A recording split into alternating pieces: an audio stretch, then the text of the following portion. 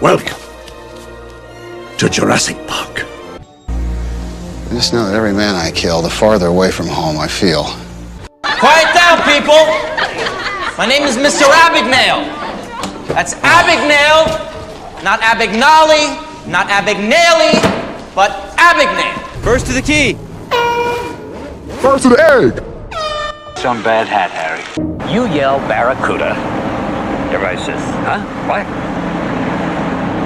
You yell shark. We've got a panic on our hands on the 4th of July. I didn't know you could fly a plane. Why, yes! Land? You're gonna need a bigger boat. Inside the cage. Cage goes in the water. You go in the water. Shark's in the water. Our shark. We are going to die. Never. E.T. Home phone. Oh, yeah? And who's gonna come to save you, Junior? I told you.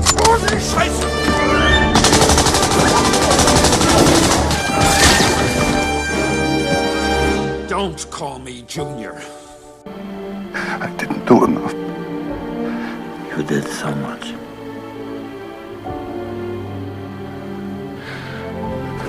This car. Kurt would have bought this car. Why did I keep the car? 10 people right there. 10 people. 10 more people. This pin. 2 people. This is gold. 2 more people. You would have given me 2 for it. At least 1. You would have given me 1. 1 more. 1 more person. A person stand for this. I could have got 1 more person. And I didn't. I didn't. 2 little mice fell in a bucket of cream. Snakes. Why did it have to be snakes? God creates dinosaurs. God destroys dinosaurs. God creates man. Man destroys God. Man creates dinosaurs. Oh, would you like to hear me tell a joke? Yeah, we'd love to hear a joke from you. Knock, knock. You know why the Yankees always win, Frank? Because they have Mickey Mantle? No. It's because the other teams can't stop staring at those damn pinstripes. I'm calling it that. It's a snake. What do you want me to call it? Say rope. What? Say grab the rope. Life will not be contained. Life breaks free, it expands to new territories, and it crashes through barriers painfully, maybe even dangerously, but, well, there it is. This Ryan better be worth it. He'd better go home, cure some disease, or invent a longer-lasting light bulb or something.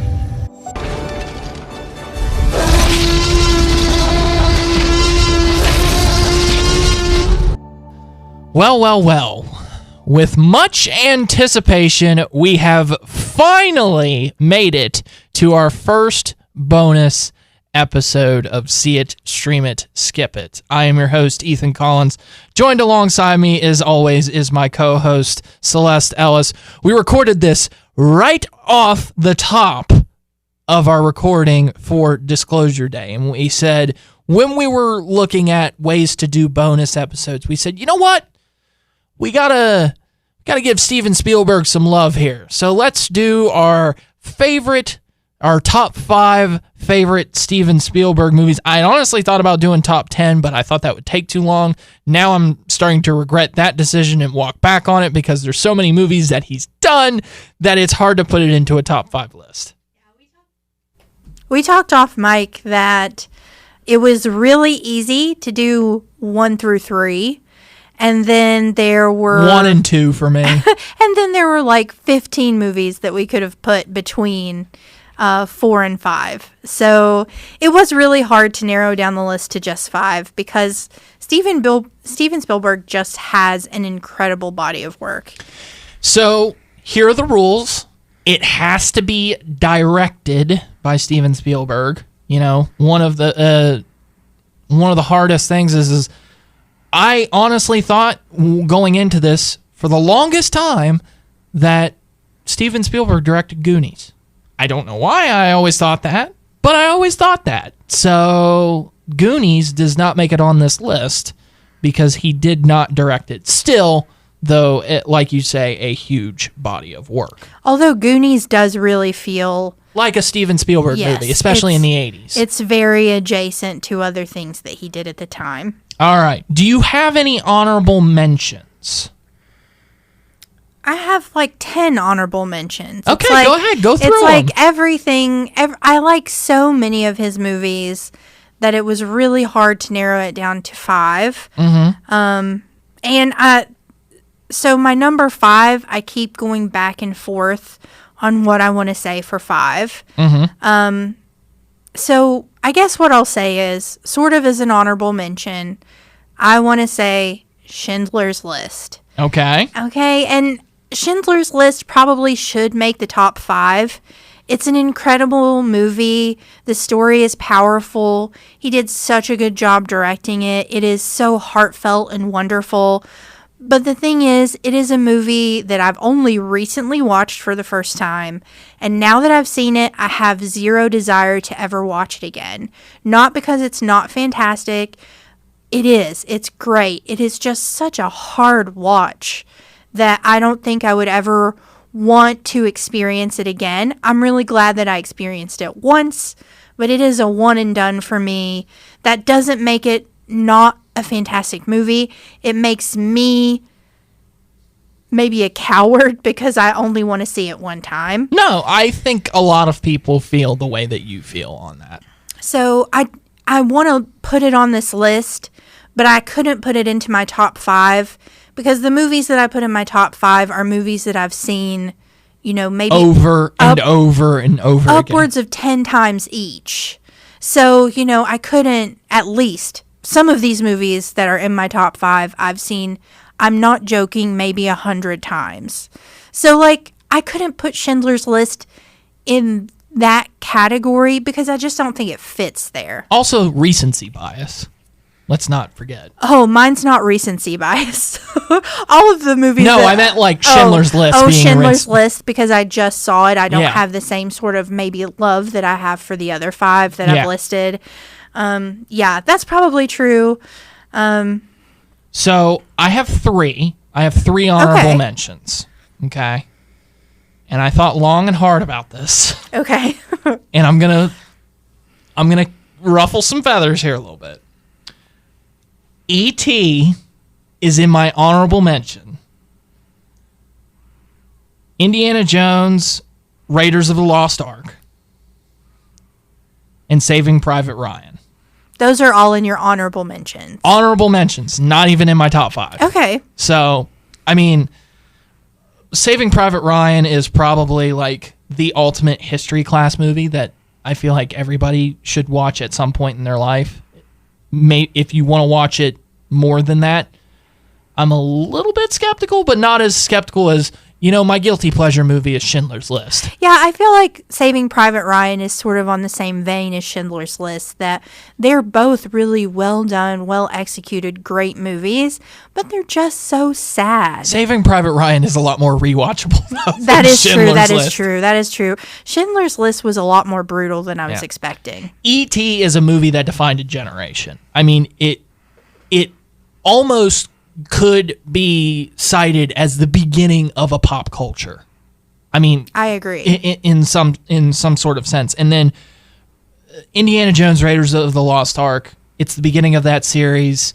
It's really the skyrocket of Harrison Ford's career. Probably, I don't know if you want to consider Han Solo his most famous role. You can consider that if you want to.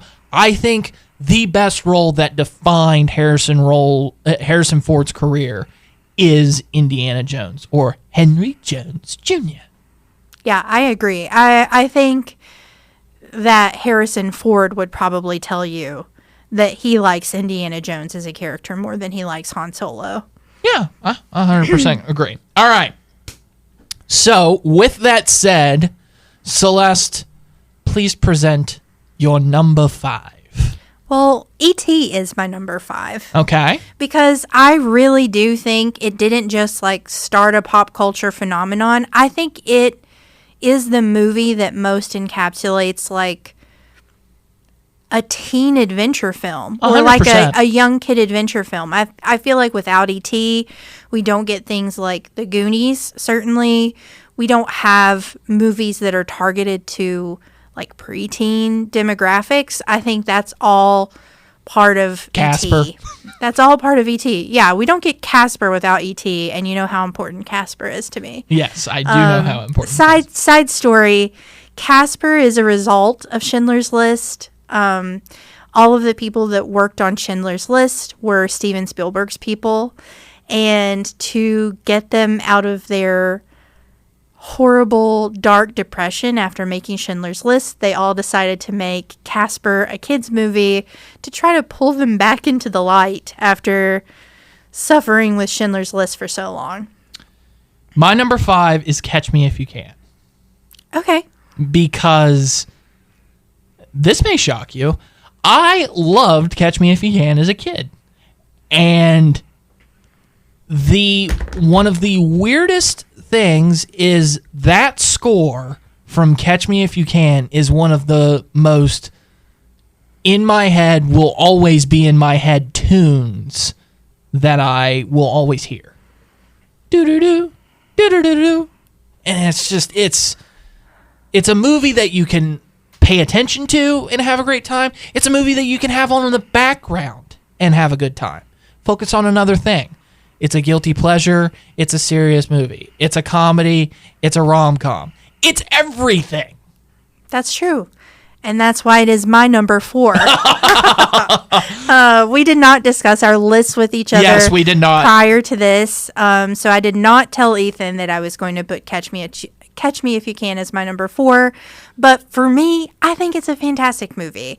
I love it. Star-studded cast. It's one of my favorite Leonardo DiCaprio performances. If not it's probably my second favorite. My first, unfortunately, is Jordan Belfort. But this is probably my second favorite Leonardo DiCaprio role. Where does it rank on Tom Hanks roles? Hard to say. I love Tom Hanks in this movie, but I feel like the sort of innocence, like, of Leonardo DiCaprio, he does seem so childlike. He really encapsulates what it is to be like a child on the run trying to be an adult. Right. And he is doing bad things, sure, but I am so on his side. Rooting for him. Yeah. And I think you don't get that sort of feeling for the character without Leo. I just think this movie's great, top down. I love it. It has Jennifer Garner in it, who's, the best person ever. So has Amy Adams in it. It has Amy Adams before she was famous. It has Martin Sheen in it. It has, Christopher Walken. Everyone in the movie is fantastic. It's great. I get such a warm feeling from watching it because it's ultimately a story of redemption. And I just really like it. It definitely is my number 4. This one wasn't a hard decision because I knew that I wanted to put this movie on the list. I'm going to let you do your number 3 because I know number 4 on mine goes higher on your list, and I don't want to talk about it just yet. Okay, well, my number 3, you've already said it's Raiders of the Lost Ark. Okay. For me, that's a number 3. I love Indiana Jones as a character. I think there are flaws with this movie that we can see if we watch it with like a modern lens. Like, is it weird that Indiana Jones had a relationship with Marion when she was ? Like 14? Yeah, that's weird looking back from a modern perspective. I don't think that makes the movie bad. It's a weird call, but I still love the movie. Go with the times. It was the times back in the day. Remember, this movie takes place in what, the 30s? 40s? I think it's takes place during the Nazi regime of Egypt. We get to see Nazis get their faces melted off, so that puts it high on the list for me. Late 30s, maybe early 40s. Yeah, I think it's late 30s. Okay, I'm glad you said that one for number 3 because my number 3 is Indiana Jones 3. Lost Crusade. Lost Crusade is awesome. Yeah, Lost Crusade is definitely my second favorite in the Indiana Jones series. Hunter Phoenix is as a young Indiana Jones. I think you mean River. River Phoenix. I apologize. Hunter Phoenix. I don't know why I was thinking that, but River Phoenix is as a young Indiana Jones is absolutely perfect. I'm a huge fan of Sean Connery, and it kind of encapsulates him perfectly as his acting career was kind of going towards a different trajectory. He had that Bond. He was kind of main character, A-list guy energy, and now he gets to play the father figure and kind of a side role as he got older. Also, their chemistry is so good as father and son. Yeah, it's just on point. Absolutely. Yeah, that makes a lot of sense. I think that's a good one for. You said that was your number. Is that your number 4? 3. That's your 3. Yeah. Because I know what number 2 is for you, so I was going to let you go on number 2, and then I'll be like, that is my number 4, Okay. So that's kind of my point. But back to the whole Indiana Jones thing. I guess I'm going to ask you, why do you like 1 more than 3, and I'll explain why I like 3 more than 1. I think it's just like the introduction to this story. I like the Marion kind of stuff in the first one. I think Marion's a really interesting character.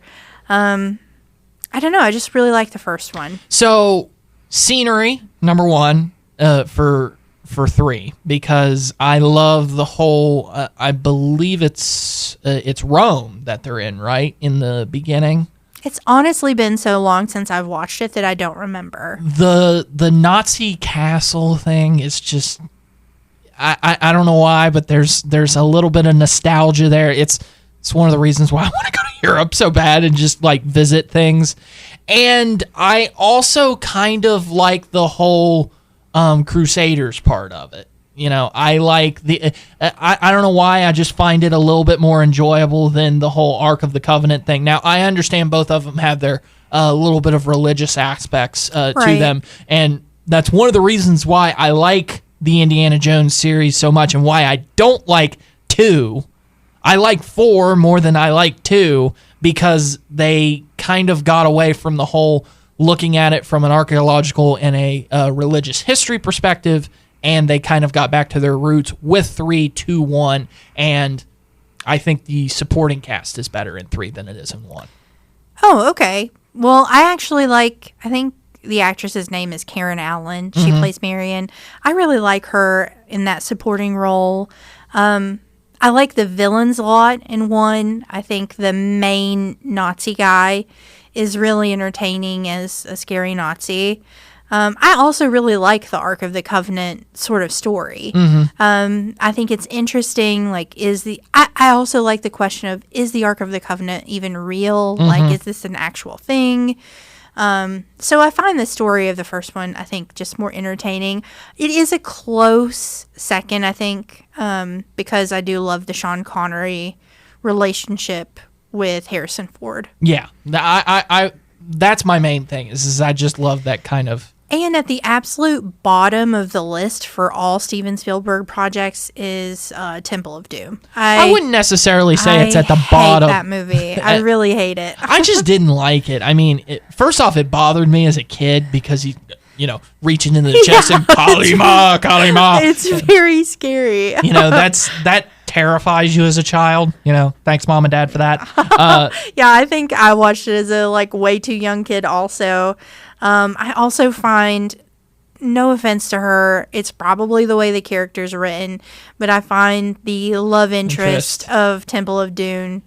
Do you like Short Round, or do you not like Short Round? I don't think you need him. No offense to the actor who has had such a successful career now as an adult and won an Oscar very deservedly, I think. But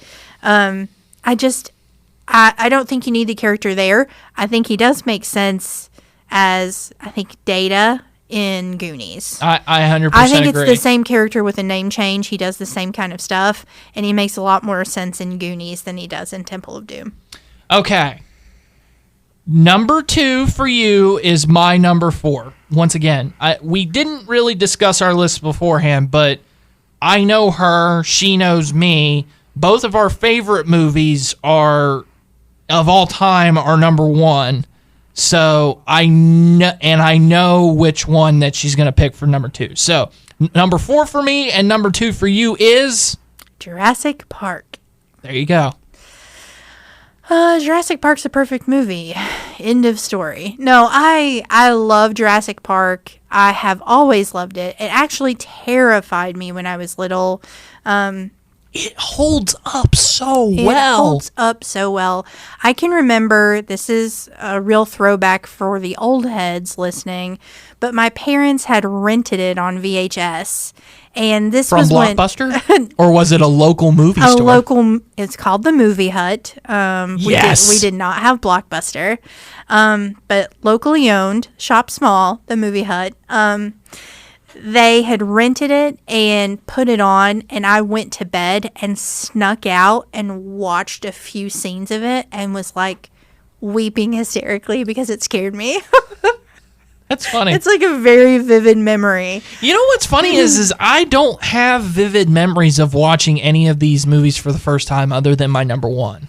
Well, that makes a lot of sense because I know what your number 1 is going to be because it is your favorite movie. Yeah. But no, I have such a vivid memory of being scared of Jurassic Park and then returning to it a little later and being absolutely fascinated by it. I was one of those kids who really loved dinosaurs. You passed that along to your nephew, too. I passed it along to my nephew.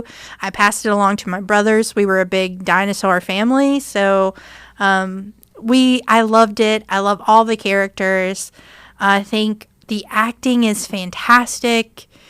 Jeff Goldblum, I quote, "Life finds a way any chance I can." It's like quotable. It's memorable. The story's good. It moves at an exactly perfect pace, which is hard to find in a movie. There is nothing that needs to be cut. It's perfect. Well, there it is. Okay. Do you care if I go into my number 1 because we are going to go into my number 2, your number 1 for a while? Yeah. And I don't want to steal your thunder and just talk about my number 1 last. No, go ahead and talk about your number 1. All right. My number 1 in my favorite movie of all time is Ready Player One. Notice how she's taking a drink. I had to take a drink of water, only because I know I have a lot to say. I like Ready Player One. I think it gets a lot of unfair hate. I really like it. I think it's a really fun movie. I don't disagree. Like, I don't think it's bad. It's just not in the top 5 for me because I have so much emotional connection to all of the movies that are in my top 5. And that's fair. I mean, this movie came out when you were... We'll not do ages, but when I was in college, I was a sophomore in college when this came out. I saw this with my friend Alonzo Canedo. Shout out him.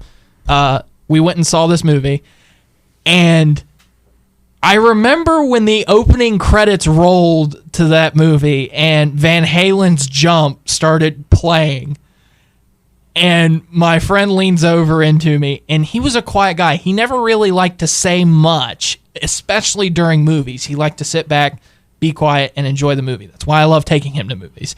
But he leaned over to me, and he went, "Ooh, this is going to be good." And it is designed for somebody like me. It is designed for somebody who played video games a lot as a kid. It's designed for, I would say it's designed more for a boy than it is for a girl, maybe. I don't know. I think it's kind of made for gamer people of all genders. Yeah. Because the gaming plays such a huge role in the story. And at least, though, the main characters are not all boys. Yeah. So I think it's kind of for everyone who loves to game. But, and at the same time, the CGI is incredible. This is one of the movies that's mostly CGI, one of the rare ones that I truly enjoy, just all of it. Just all the CGI, all of the green screen, all of the motion capture. And that gets a lot of hate nowadays. I understand the story is a little bit kind of niche for a certain demographic of people. But if you're a person that likes cameos, I mean, this is just cameos galore, and and there's so much IP. There is so much IP. It also has one of my favorite villains of the Spielberg universe in Ben Mendelsohn. I think he's incredible. I've never seen him play a villain that he wasn't great at playing a villain. But you felt like this character was designed for somebody like Ben Mendelsohn. Yes, exactly. And not only that, I love Simon Pegg in this movie. The soundtrack's fantastic. Like I say, the cameos with the DeLorean and the Nostromo from Aliens, because we will probably get into this at some point. Alien is my favorite movie series of all time. But it's just, it's so good, people. And I hate to say this, but I've never even read the book. I want to read the book. I think you maybe like it because you haven't read the book, because those were the people that I heard complain about it the most, were people who were huge fans of the book and then felt like the movie didn't live up to the expectation. Well, at the same time, though, the author of the book helped write the script for the movie, and when he saw it, he said, this is a perfect representation of how I saw the book in my head. The beauty about books is that every reader has its own interpretation and stuff like that. I'm interested to see if they ever make a sequel to this movie, because there is a very successful sequel to the book called Ready Player 2. I don't know if they should.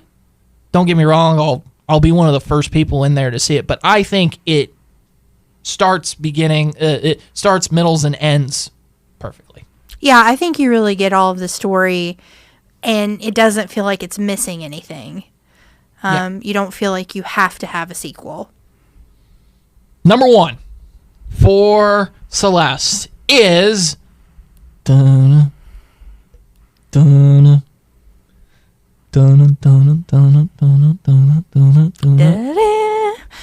it's Jaws. I love Jaws. Jaws is my favorite movie. Folks, she is obsessed with Jaws. She is so obsessed, and I'm sorry, but I have to do this. She has had an idea for an HBO miniseries, has put together a soundtrack and everything, remaking Jaws and doing more details that the book goes into as opposed to the movie. But I'm very proud of you for doing that, because honestly, if I had the budget to make this happen, I would. If I win that $1 billion lottery ever, the first thing on my list is creating Jaws, the HBO Max limited series. Yeah. No, I love Jaws. I love the book Jaws by Peter Benchley. I love the movie. They're completely different, but I like both of them for different reasons. So, originally, the screenplay for this movie was written by Peter Benchley, and he included a lot of the details that he put in the book. He showed it to Steven Spielberg and the producers, and they said, throw this all out. We want an A to B horror story about a shark. And so they rewrote it, took out all of the A plots, B plots, C plots, made it about one shark and 3 guys, and it turns out fantastic. It's a really simplistic movie plot. I think that lends to making it as good as it is. The first time I saw this movie, I think I was maybe about 11, and it hit me like a ton of bricks. I loved everything about it. I loved the visuals. It made me want to go to New England in the 70s. She still wants to go to Maine, folks. I'm still obsessed with Maine, but even though this movie doesn't take place in Maine. It doesn't take place in Maine. It takes place in Amity, which is actually Martha's Vineyard. But I just loved it. I loved the aesthetics. I loved everything. I think it's a perfect movie. So let's kind of go in depth into this and kind of what, by the way, Jaws is my number 2, should be mentioned. Do you remember where you were or what you were doing or how you watched this for the first time? Yes. Please. So my family had just gone to Universal Studios in Orlando, and that's when the Jaws ride still existed. And I had never seen Jaws, but in Universal Studios, they used to have a section of the park that was like a representation of Amity. So they had the little like seaside shops. It was very like 1975 aesthetic. It was meant to look old-fashioned. They always played cool 70s music. And I just had such a fun time that I was like, well, what's this movie I've never seen? And so when we got home from vacation, my mom found a copy of Jaws randomly and was like, let's watch this. And as soon as I watched it, I was like, I've got to buy the book. Like, I think, you know, for Christmas, this was the summer. For that Christmas, I asked for Jaws on my Christmas list, the book. I just loved it. It was just such an experience and such a time capsule for a period that I didn't get to experience, but that seems so cool to me and just visually so stunning. So, yeah, I was just really fascinated by it. The first time I ever watched this movie, I was on vacation at the beach. Perfect timing. I really do think it's a summer movie. I think you have to experience this in summer. Ethan knows this, that I watch Jaws every year on my birthday as a tradition. We'll be doing it this year. It's only a few days away, but well, I mean, your birthday takes place on July 4th. Usually on around July 4th, and this movie takes place around July 4th weekend, and sort of. But I mean, this movie defined a summer blockbuster. I mean, let's talk about that. How it literally redefine the movie business. Right, exactly. So the particular copy of Jaws that my mom happened to find at a Big Lots on DVD was an anniversary copy. So it came with an included like extra features DVD that went through the making of Jaws, how they made it, how they filmed the shark, all of the problems that they overcame to make this, and then what a huge success it was. So that just only lent itself to me being even more obsessed, because I was really fascinated by the movie making process and everything that went into this. And also, it is my pet theory that John Williams is the most well-known musician of all time. Because even if you do not listen to the Beatles, you know, if you don't listen to the most popular artists worldwide, even in copies of this movie that have been dubbed over with languages other than English, you're still getting that incredible score from John Williams. And that only adds, I'm so thrilled, even for Disclosure Day, that he worked with John Williams again. I would say that was probably the best part of this movie, was the score. Honestly, it was fantastic. John Williams is a generational talent, and that feels like I'm underselling it. But yeah, just an incredible millennial talent. Yeah, the talent, millennium talent, the talent of movie making, like the guy. I know that composer of the century.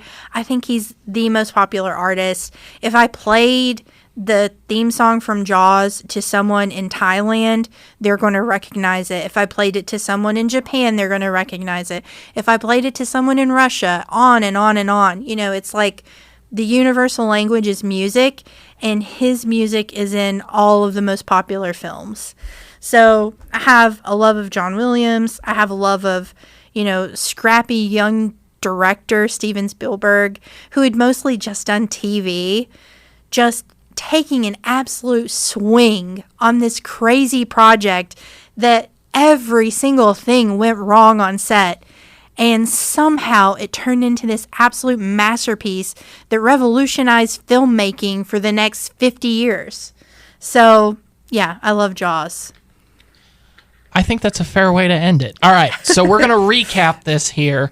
Go ahead and give me your 1 through 5 back to me. So, in order, 1 through 5. Okay, so 1 is Jaws, 2 is Jurassic Park, 3 is Raiders of the Lost Ark, 4 is Catch Me If You Can, and then 5 is E.T. So mine is 1, Ready Player One, 2 is Jaws, Indiana Jones The Last Crusade, which is Indiana Jones 3 at 3, Jurassic Park at 4, and Catch Me If You Can at 5. This was fun. It was really fun. Yeah. I feel like you're less excited to do Christopher Nolan next month. I'm not less excited. It's just Steven Spielberg happens to direct my favorite movie. So, of course, he happens to direct my favorite movie, too. So, of course, I was really, really excited to talk about Jaws. Don't ever ask me about Jaws if you don't want me to talk about it If you're in a hurry, don't ask her about Jaws. Don't ask me about Jaws. Don't ask me about my thoughts on who I would cast in my remake. But yeah, I could talk about Jaws all day. So I'm still excited for Christopher Nolan. I love a lot of Christopher Nolan movies. It's just nothing's going to beat Jaws for me. Yeah, that's fair. All right. Want to thank you for listening to this bonus episode of See It, Stream It, Skip It. Smile, you son of a...